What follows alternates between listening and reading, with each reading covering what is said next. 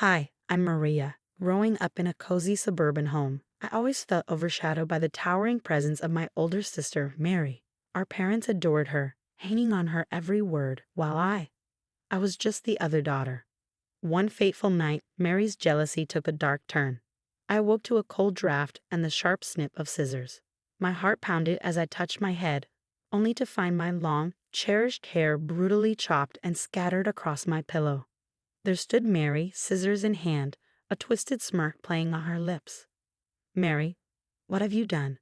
I choked out, tears filling my eyes. "Oh, come on, Maria. It's just hair. It'll grow back," she said dismissively, twirling the scissors like a prize. I couldn't comprehend her cruelty. In a daze, I rushed to our parents' room, desperate for justice. "Mom, Dad, look what Mary did." I cried, holding up the severed locks, my voice trembling. But they were groggy and irritated, hardly sympathetic. "Maria, it's the middle of the night," Dad grumbled. "This is ridiculous." "Please, Mom, you have to see what she's done to me," I begged. Mom sighed, rubbing her temples. "Can't this wait till morning?" "No, it can't." I protested, the weight of betrayal crashing over me. As the argument escalated, Mary waltzed in, playing innocent. "I was just trying to help her," she said sweetly. She always complained about how long her hair was. "Help? You call this help?" I was incredulous. Our parents exchanged weary glances. Maria, maybe she was just trying to. "To what, Mom? Ruin me?" I cut her off, feeling the sting of injustice. The room's tension thickened as I pleaded for understanding, but Dad's voice boomed with finality. "Maria, that's enough. We won't tolerate this ingratitude and disrespect." "Disrespect?" I echoed, my voice breaking. "I'm the victim here." Mom's ultimatum was ice cold. Either apologize to Mary or leave. Apologize? For being attacked in my sleep? The unfairness was suffocating. My heart shattered as I realized I was alone, even among my own family. With tears streaming down my face, I grabbed a few belongings and stepped out into the night. The door slammed behind me, echoing my devastation. Alone and betrayed, I wandered through the silent streets, my suitcase my only companion. When I reached Lena's apartment, it felt like a beacon in a storm. She opened the door, her eyes widening in disbelief. "Maria, what on earth happened?" "They kicked me out," I said, the tears spilling over. Lena ushered me inside, offering a safe harbor as I recounted the night's events. Her shock turned to outrage. "Stay here as long as you need," she said firmly, but staying wasn't enough. I needed to find my footing, so I threw myself into work, waitressing by day, cashiering in the evenings, and dog walking on weekends. The grueling hours slowly nurtured a sense of independence. Then one day, Mr. Jacobs walked into the diner. An elderly man with kind eyes, he always left generous tips. "You're such a hard worker, Maria. Ever thought of a quieter job?" he asked. "A quieter job?" I echoed. "My bookstore," he replied. "I could use someone trustworthy to help run it." His offer was a lifeline. Working at Jacobs Books felt like coming home. Surrounded by the musty scent of old books, I found solace. Mr. Jacobs believed in me in ways I never believed in myself. "You're meant for bigger things, Maria. Don't let this define you," he'd say. His words echoed as I sat across from Miss Turner, a sharp-minded legal advisor recommended by a bookstore regular. Her office was cluttered with books and legal files, a testament to her busy career. "Your parents kicking you out like that? It's not just morally wrong, it's legally questionable," Miss Turner said, poring over the notes I'd made. "So there's something I can do?" I asked, hope mixed with uncertainty. "Yes," she said, "but it'll require work, evidence, documentation, anything to support your story. It's your word against theirs. But if we can prove a pattern of behavior, we might have a case." I left her office not just with advice, but with a mission. In my small rented apartment, I began meticulously documenting everything: text messages, emails, any scrap of evidence that could illuminate the mistreatment I had endured from my family. But gathering evidence was just the beginning. I needed a plan that would bring everything into the open and force my family to confront the consequences of their actions. My nights were spent researching, my days focused on assembling information. I reached out to old friends and neighbors, carefully building my case. Each piece of evidence was like a brick in the fortress I was constructing. Document everything. Leave no stone unturned. Miss Turner advised in our weekly meetings, so that's exactly what I did. As my plan took shape, I felt a transformation within me. I was no longer just a victim of my circumstances. I was the architect of my destiny. The girl who had been cast out was now ready to stand her ground. I was determined to bring the truth to light, no matter what it took. Months of preparation led to this moment. My plan was meticulous. Every detail had been carefully thought out. The evidence against my family was compiled, a blend of solid proof and strategic tactics. I started with Mary. She had a knack for twisting reality, especially on social media, where she curated her perfect life. I monitored her posts, knowing her image was her greatest pride. Mary loves the spotlight, I murmured to myself. Let's give her a show. I began a subtle campaign, posting old photos of us with cryptic captions, missing the sisterly love. People took notice. Questions were asked, and whispers began to circulate. I carefully shared stories and evidence with mutual friends, never revealing too much at once.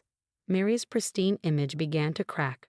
Simultaneously, I assembled a legal arsenal, old email exchanges, voicemails, medical records, anything that illustrated years of favoritism and neglect.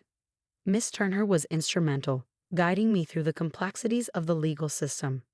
The stronger your case, the harder they'll fall. Maria, she encouraged.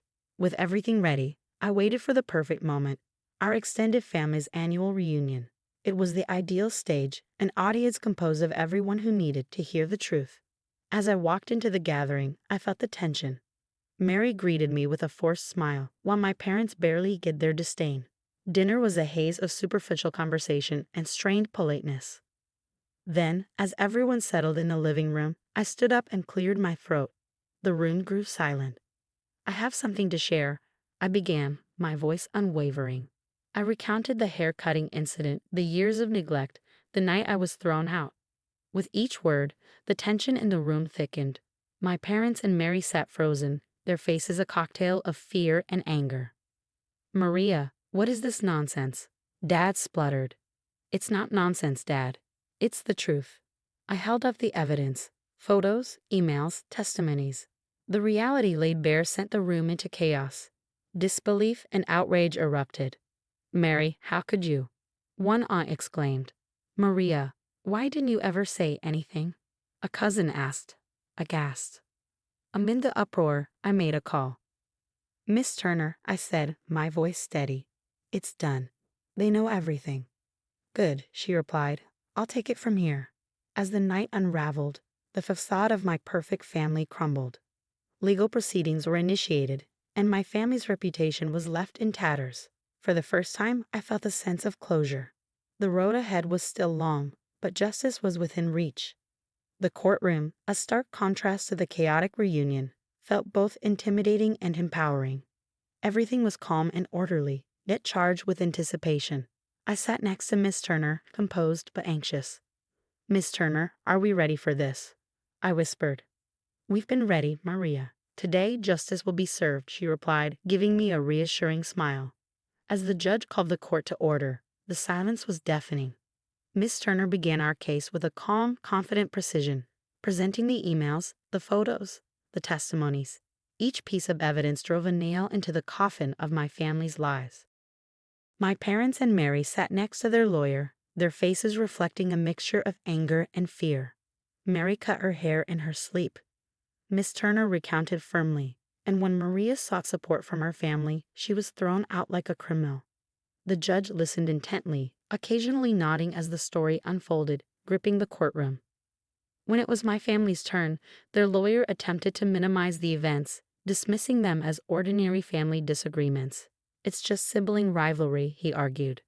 Sibling rivalry? I blurted out, unable to contain myself. They left me homeless. The judge cautioned me to remain quiet, but I could see a hint of sympathy in his eyes. The proceedings dragged on, yet with every word spoken, the truth became increasingly undeniable. In the end, the judgment was swift and just. My parents and Mary were found guilty of emotional abuse and wrongful eviction. The sound of the gavel striking was like music to my ears. Outside the courtroom, I was greeted by a crowd of supporters and curious media. The story had resonated with the public, a tale of family betrayal and a battle for justice. Maria, How do you feel about the verdict? A reporter asked. Relieved, I replied, feeling the weight of years finally lifting off my shoulders. And hopeful. This isn't just my victory. It's for anyone who has ever faced family injustice. In the weeks that followed, I turned my story into a force for change. I spoke at events, joined support groups, and worked alongside Miss Turner to assist others who were grappling with similar family legal issues. My life had taken an unexpected path, but I embraced it wholeheartedly. From the depths of despair, I had emerged stronger, more determined, and empowered. I found peace not just in the justice that was served, but in the knowledge that my story could inspire and uplift others. My family faced the consequences of their actions. Their once perfect image was shattered.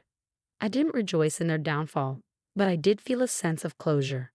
Looking forward, I knew the road wouldn't always be easy, but I was prepared for whatever lay ahead. The toxic people in my life had faced their karma, and I, Maria, had found my triumph. And now, I have a question for you. If you were in Maria's position, would you have chosen to legally confront your family, or would you have sought a different path to find closure and move on? This choice is full of emotional and moral complexities. What would you do and why? I'd love to hear your thoughts, so please share your opinions in the comments.